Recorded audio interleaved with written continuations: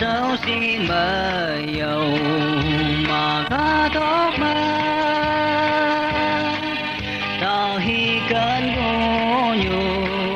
về gian là cao nhưng lo cả tốt rồi là nắng nhang vui chừng khi mơ chợt dùng ra nắng về đi buồn nay giờ chỉ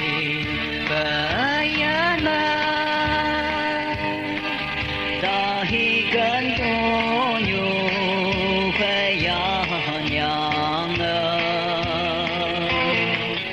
thằng môi sương buồn thầm nôn như ta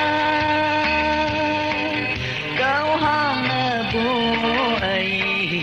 sẽ mong mê bờ âu bờ ca tang hơi yên yên lan mơ âu nhau bóng hay nhỏ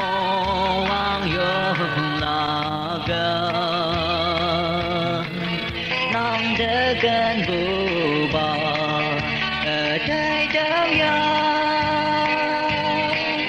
kem bu làm nhô nàng của mình lâu cho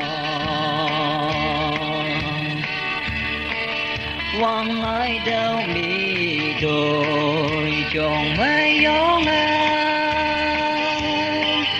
quăng nhau đâu mi nọc mẹ to lối mây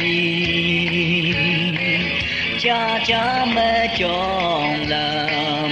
mà hao giá bụi mi ở sông nhang hay nghe nắng về đi bu na giờ chỉ phải nhớ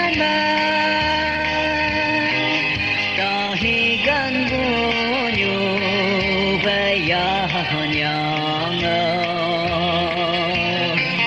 hang ngồi sương buồn thầm nôn